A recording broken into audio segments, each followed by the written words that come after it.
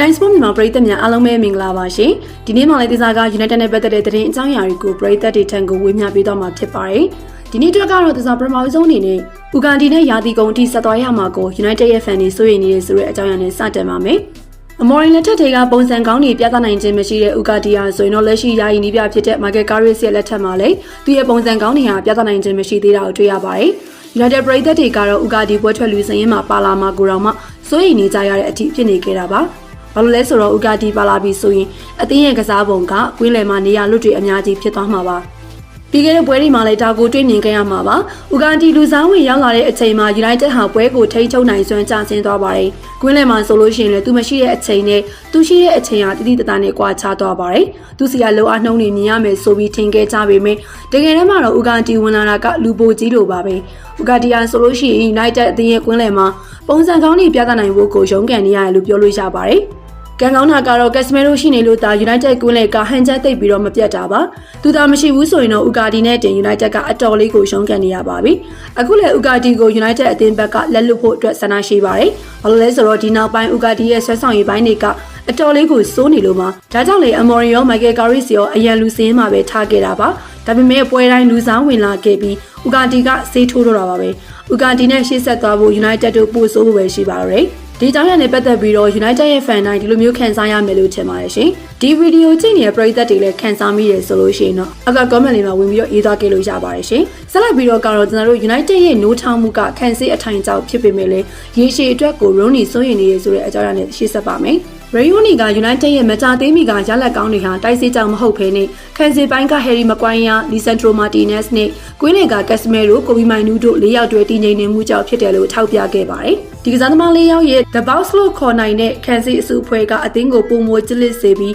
းပြိုင်ဘက်တွေရဲ့တိုက်စစ်ကိုထိရောက်စွာနဲ့ဟန်တားနိုင်ခဲ့တာပါ။ဒါဆိုရင်တော့အသင်းရဲ့အားနည်းနေတဲ့ကစားကွက်ကိုပြန်လည်ထိန်းချောင်းပေးနိုင်ခဲ့တဲ့မမျှော်လင့်ထားတဲ့တော့ချက်ဖြစ်တယ်လို့လည်းဆိုပါတယ်။ဒါပေမဲ့ဒီအထိုင်ကရေရှည်မှာဆက်ရှိဖို့ကခက်ခဲလိမ့်မယ်လို့ Rooney သတိပေးထားပါတယ်။အဓိကအဖြစ်ကတော့မကွိုင်းယားရဲ့အနာဂတ်ဟာအသင်းမှာမသေးကြသလို Martinez နဲ့မကွိုင်းယားတို့ရဲ့ဒဏ်ရာပြဿနာတွေကြောင့်ဒီအတွက်ဆက်ကအချိန်မရွေးပြတ်သွားနိုင်တာကြောင့်ပါဒါအပြင်ကိုယာယီနီးပြဖြစ်တဲ့ Carrick ရဲ့ကစားကွက်စနစ်တိအောက်မှာဒီဝိုင်းကစားသမားတွေဆက်လက်နေရာရဖို့ကခက်ခဲနိုင်တာကြောင့်မို့လို့ United အနေနဲ့ကတော့ဒီယာယီအောင်မြင်မှုအပေါ်မှာပဲစိတ်ချမနေသင့်ဘူးဆိုတာကို Rooney ကသုံးသပ်ခဲ့ပါတယ်ရှင်နောက်တစ်ပုံအနေနဲ့ကတော့ဘောလုံးပရိသတ်တိုင်းလိုချင်နေတဲ့ Messi နဲ့ Ronaldo ကိုတသိန်းနဲ့မြင်ရမလားဆိုတဲ့အကြောင်းအရာကိုလည်းပြပြပေးသွားပါမယ်။ Enasa နဲ့ Ronaldo ရဲ့ဂျာကအခြေအနေကတော့အတော်လေးကိုတင်းမာနေပါပြီ။ Ronaldo ဟာဆိုရင်တော့လာမယ့်ဇွန်လမှာ Enasa ကနေစာချုပ်ဖြတ်သိမ်းခြင်းယူရိုသန်း50နဲ့ထွက်ခွာခွင့်ရှိနေပါတယ်။ဒါကြောင့် Ronaldo ကိုအသင်းသစ်မှာမြင်ရနိုင်တဲ့အလားအလာတွေလည်းရှိပါတယ်။ Ronaldo က Enasa ကထွက်လို့ရှိရင်တော့အသွားနိုင်ဆုံးနေရာက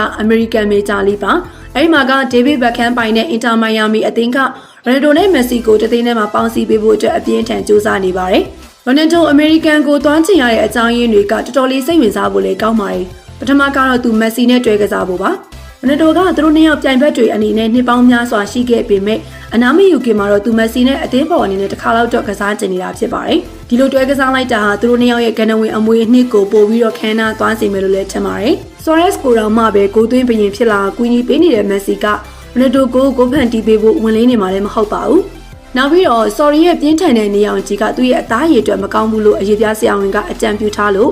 Miami ကမ်းခြေ lifestyle ကိုသူကပို့ပြီးတော့သဘောကျနေပါတယ်။ Ronaldo ကတော့ဘောလုံးကစားတာကိုနားပြီးရင်ရုပ်ရှင်လောကထဲဝင်ဖို့စိတ်ကူးရှိလို့ American မှာခြေကုပ်ယူထားကြတာလည်းပါပါလိမ့်မယ်။ဒါအောင်မဖြစ်နိုင်ဘူးလို့ထင်နေလဲထင်နေပါလိမ့်မယ်။ဒါပေမဲ့လက်ရှိဘောလုံးကဘာမှာ Ronaldo ကို9000ပြည့်အောင်အမြန်ဆုံးကူညီပေးမဲ့သူက Messi ပဲရှိပါတယ်။အခုဆိုရင်တော့ Beckham ကလည်း Ronaldo ရဲ့ကိုယ်စားလှယ်တွေနဲ့စကားပြောနေပြီးဆိုတဲ့သတင်းတွေလည်းထွက်နေက2026မှာ Inter Miami ရဲ့နိုင်ငံခြားသားဘောလုံးသမားနေရာတနေရာလေးလက်နေတာကလည်း Ronaldo အတွက်အဆင်သင့်ပဲဖြစ်လို့နေပါတယ်။ဘောလုံးပရိသတ်တိုင်းလူချင်းနဲ့ Messi နဲ့ Ronaldo ကိုတသိန်းထဲမှာမြင်ရမလားဆိုတာကတော့ဆက်လက်ပြီးတော့စောင့်ကြည့်သွားရမှာပဲဖြစ်ပါတယ်ရှင်။ဇာဒီနေ့မှာနောက်ဆုံးအနေနဲ့ကတော့ Michael Carrick နဲ့ United အသင်းရဲ့အကြောင်းအရာကိုပြပြရင်းနဲ့နှုတ်ဆက်ချင်ပါတယ်။ Michael Carrick ကလက်ရှိစွမ်းရည်ကိုဆက်လက်ထိန်းထားနိုင်မလားဆိုတာကိုစောင့်ကြည့်ရအောင်မှဖြစ်ပေမဲ့လို့ပထမဆုံး3ပွဲမှာတော့ဂုဏ်တူမှတ်ထွက်ခဲ့ပါပြီ။ Man City, Arsenal, Fulham အသင်းတွေကိုဇာတိုက်ဆိုသလိုအနိုင်ယူပြီးတော့ Michael Carrick က United အသင်းကိုဖန်ဆင်းပြထားပါတယ်။ Carrick ရဲ့ United အသင်းဟာဆိုရင်တော့တိုက်ပွဲဝင်နေစိတ်သက်ပြင်းထန်လာတယ်။တိုက်စစ်အားလည်းပို့ပြီးတော့ထက်မြက်လာတယ်။မိုင်နူးကြောင့် United အသင်းကွင်းလယ်လည်းပြန်ပြီးတော့တည်ငြိမ်လာပါတယ်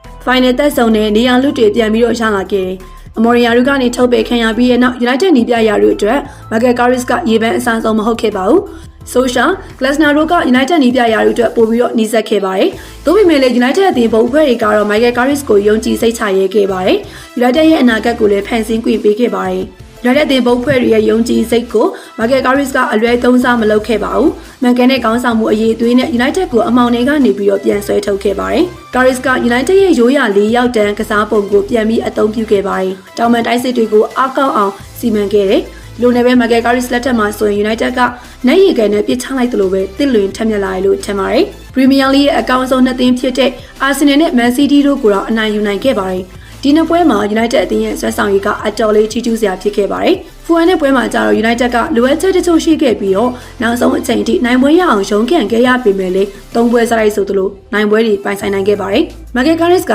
United ကစားသမားဘဝ12နှစ်တာသက်တမ်းအတွင်းမှာ Premier League 5ကြိမ် Champions League, Europa League, FIFA Club လောက်အပါအဝင်အောင်ပွဲများစွာရခဲ့ပေမဲ့တိတ်ပြီးတော့အတိအမှန်ပြုမခံခဲ့ရပါဘူး။ Premier League တလတာအကောင်းဆုံးကစားသမားစုကိုတစ်ကြိမ်မှလည်းမရခဲ့တယ်လို့ Premier League တစ်နှစ်တာအကောင်းဆုံးအသင်းမှလည်းတစ်ခါပဲပါခဲ့ပူပါတယ်။ပြောရရင်တော့ Michael Carrick ကဘယ်တော့မှအထင်ကြီးခံရတဲ့သူတော့မဟုတ်ပါဘူး။ United အသင်းပရိသတ်တွေအတွက်ဖျို့ဖျဲကာလတွေစူပလာလက်မဲ့ကာလတွေမှာဝမ်းနည်းစရာကောင်းလို့ပါတယ်။ Michael Carrick လက်ထက်ကျမှဒီလိုမျိုးမှောဆန်ဆန်နိုင်ပွဲတွေပြန်ရလာပြီးအဲ့ဒီနိုင်ပွဲတွေကပဲဘယ်တော့မှအချစ်မပေါ်အောင်ဖန်ဆားနေရလို့လည်းထင်ပါတယ်။ဘီယူနာဒေါသနဲ့ဆဲဆုံမိချိန်တွေရှိပေမဲ့ United အသင်းပရိသတ်တွေကသူတို့အသင်းကိုဘယ်တော့မှမြတ်တာမပြတ်ခဲ့ပါဘူး။အခု Michael Carrick နဲ့အတူစိန်လန်းဆိုပြေတဲ့နေ့တွေစီ United ပြန်လည်ပြီးတော့တိုးဝင်လာနေပါပြီ။ခေတ်သစ်မဟုတ်သေးပေမဲ့တည်ငြိမ်တဲ့ကာလကိုတော့မျှော်ကြည့်ခွင့်ရပါပြီ။ United ကလမ်းကြောင်းမှန်ပေါ်ပြန်ရောက်လာခဲ့ပြီလို့ထင်ပါတယ်။ကစားသမားတွေကိုတွန်းအားပေးပြီးတော့ထိပ်တန်းအဆင့်ရအောင်လို့ Michael Carrick ကရည်ရွယ်ထားပါတယ်။ Champions League ဝင်ခွင့်ရမယ့်အဆင့်လေးနေရာကို